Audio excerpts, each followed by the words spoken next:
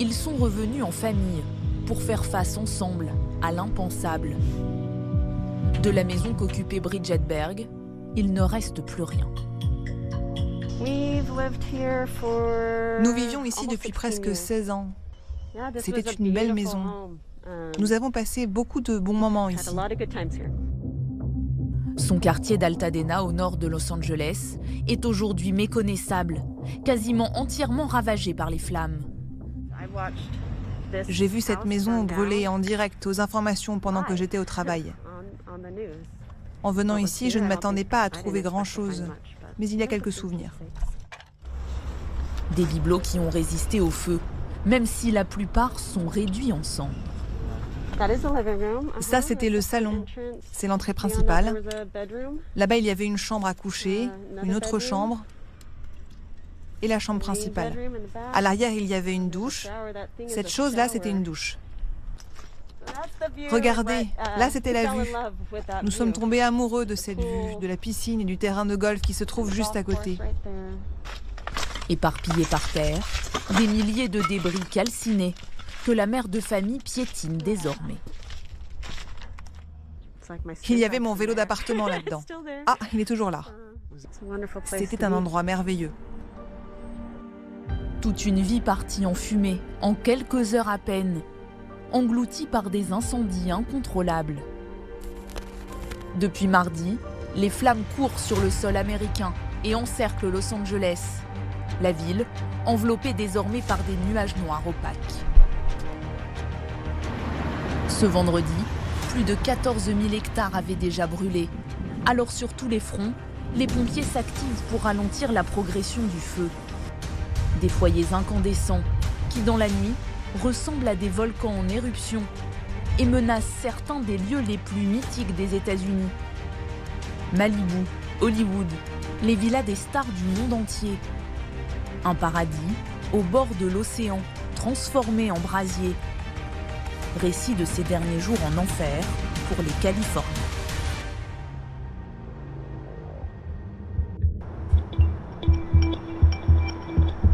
Il est 10h30 ce mardi lorsque la première alerte est donnée. Sur les collines qui surplombent Pacific Palisades, ce quartier huppé de Los Angeles, une épaisse fumée noire s'élève. Une vingtaine d'hectares sont en train de se consumer. Attisées par les fortes rafales de vent, les flammes grignotent la végétation, un peu plus chaque minute. À tel point qu'au bout d'une heure, 200 hectares ont déjà brûlé.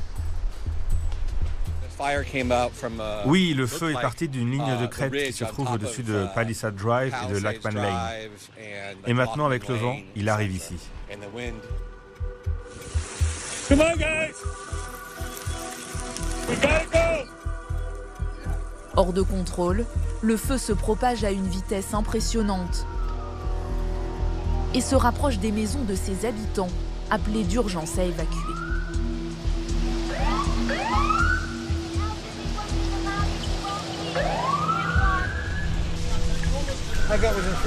J'étais dehors à moins de 300 mètres de ma maison.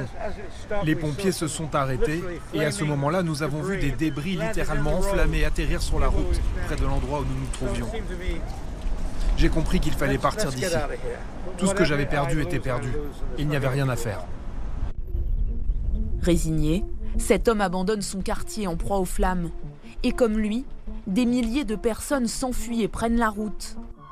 En quelques minutes à peine, des embouteillages monstres se forment.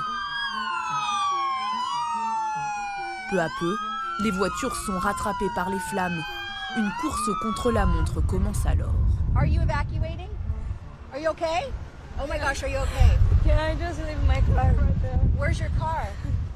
The cop said you have to leave and I leave my car right there because... So, what happened? There's a lot of fire right there. That's why the people coming. We leave the car. And... They said to get out of your car? Okay. Je n'ai jamais rien vu de tel, des incendies aussi proches des voitures. Les gens ont laissé leurs véhicules sur Palisade Drive, alors que tout brûle à flanc de colline, les palmiers, tout disparaît. Les pompiers sont formidables, mais ils semblent dépassés. Dans la cohue, un homme âgé tente de se faufiler entre les voitures. Filmé par son gendre, l'octogénaire vient d'échapper au pire. Obligé de partir de chez lui, c'est un inconnu qui l'a pris en charge sur la route et l'a accompagné en voiture jusqu'ici, jusqu'à ce que l'incendie s'approche de leur véhicule et les force à s'arrêter. We've just been evacuated from this Good Samaritan's car. You got it, Dad. We're having to walk. This is crazy. There's a fire right outside our car. We got it. No, not that way, Dad. Okay. Dad. Okay, I got you. He's very wobbly. Here, let me try to. Okay, just walk alongside the car.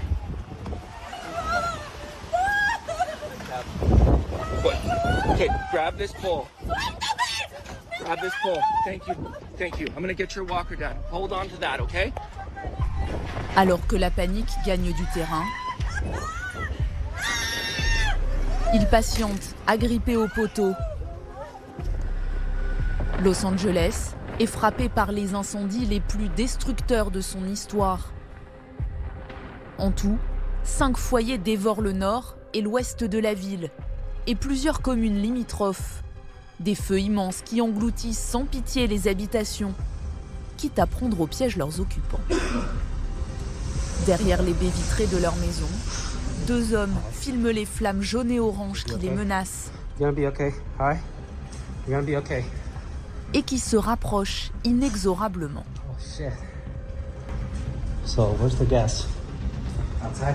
Okay, the gas is off right now. Malgré les appels à évacuer, certains irréductibles font la sourde oreille et veulent coûte que coûte rester pour protéger leur maison. Cet homme, qui se filme en train de courir, tente de convaincre son ami qu'il est temps d'abandonner et qu'il n'y a désormais plus rien à faire.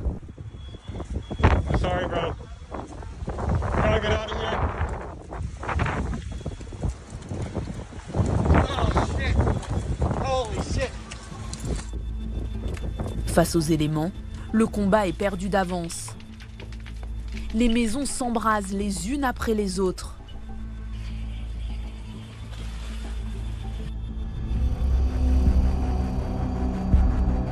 Les braises, portées par le vent, violent, s'infiltrent partout. Des rafales de plus de 160 km/h. Du jamais vu depuis 2011 selon les météorologistes. Les pompiers n'ont d'ailleurs pas pu, pendant un temps, larguer de l'eau sur les brasiers. Les hélicoptères sont restés cloués au sol à cause des rafales. C'est difficile de trouver les mots pour exprimer le niveau de consternation ici, mais nous n'avons pas vraiment besoin de mots car les images parlent d'elles-mêmes. Vous pouvez constater en temps réel les défis auxquels font face les pompiers de Los Angeles sur de nombreux fronts. Autre facteur aggravant, les matériaux avec lesquels les maisons ont été bâties. Aux États-Unis, les habitations sont la plupart du temps construites en bois. Et Los Angeles n'échappe pas à la règle. C'est aussi ce qui explique la propagation rapide des flammes. On vient d'entendre l'alerte d'évacuation qui vient de résonner ici. Le feu est là, tout près. Les scènes que nous observons sont apocalyptiques. À chaque coin de rue, il y a d'immenses flammes. Et c'est la réalité tragique à laquelle sont confrontés les gens qui vivent ici, dans ces rues, qui conduisent ces voitures ou qui possèdent des entreprises ici.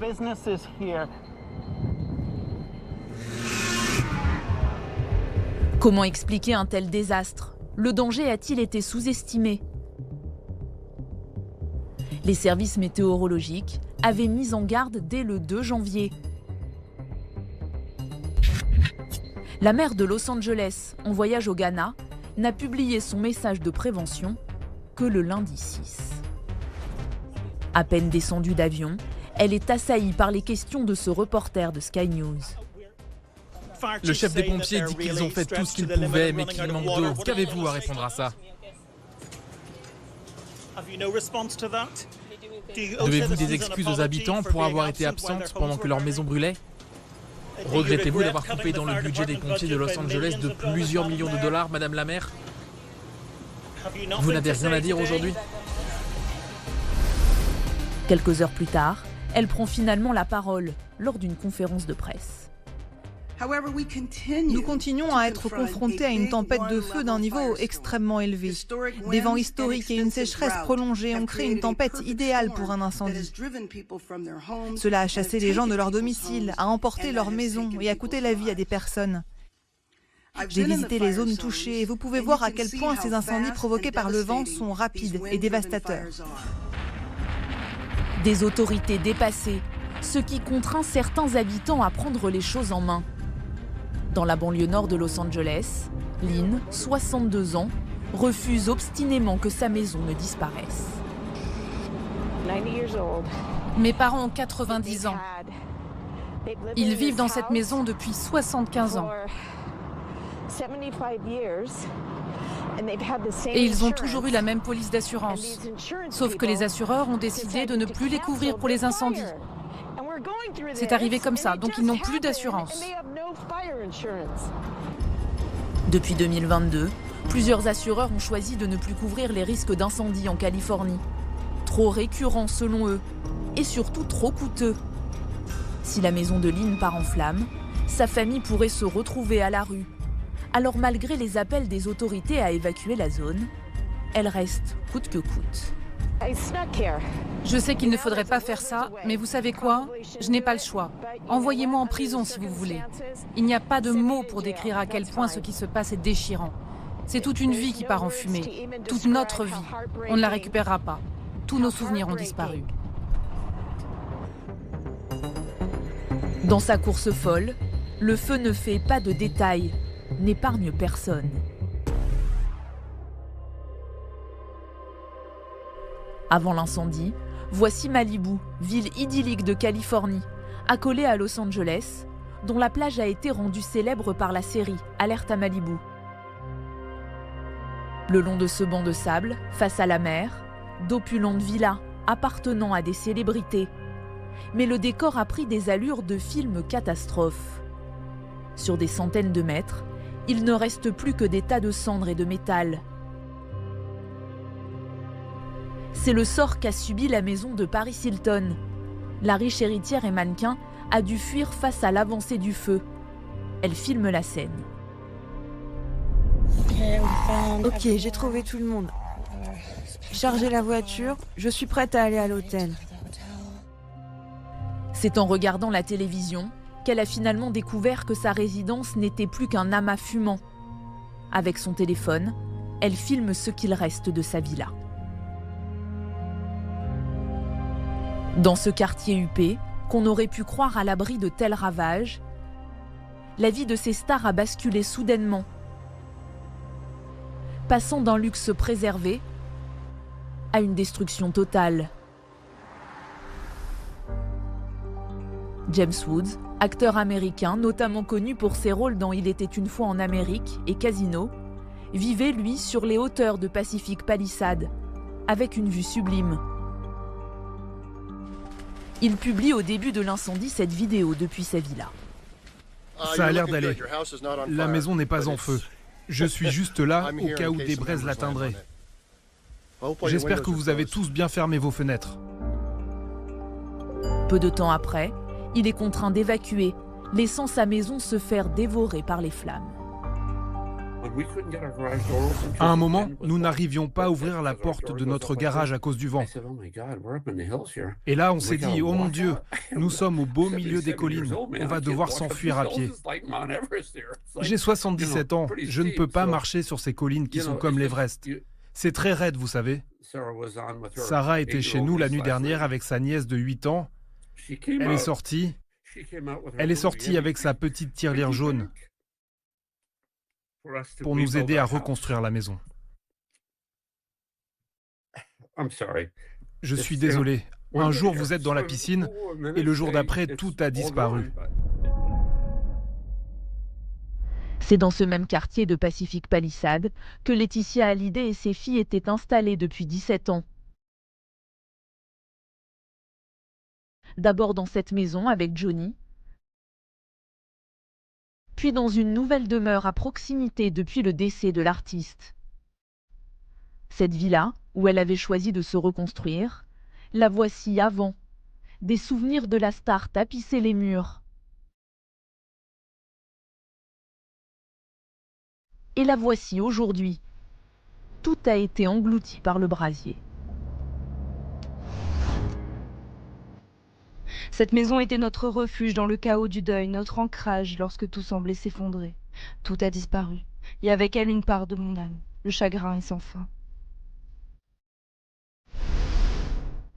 Patrick Bruel, propriétaire d'une maison dans ce quartier, a donné des nouvelles rassurantes de sa famille.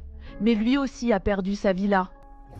La seule assurance à laquelle on ne peut pas souscrire, c'est celle de l'émotion, des souvenirs, des objets, des parfums et des silences qui entouraient cette maison qui part en fumée. Elle était si importante pour nous depuis 8 ans. Les maisons d'autres stars, comme l'acteur oscarisé Anthony Hopkins ou la chanteuse Fergie, ex-membre des Black Eyed Peas, ont été elles aussi détruites. D'après les premières estimations, ces incendies font déjà partie des catastrophes naturelles les plus coûteuses jamais enregistrées aux États-Unis. Plus de 50 milliards de dollars. Une facture que l'État devra en partie régler ces prochaines années.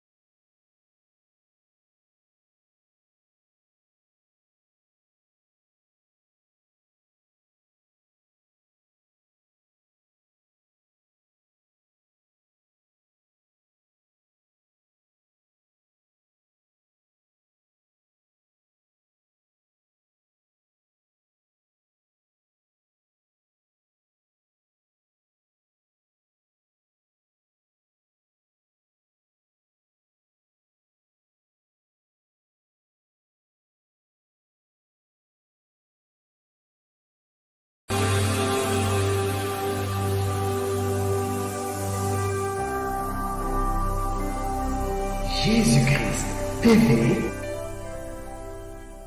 connaîtrez la vérité, et la vérité vous affranchira.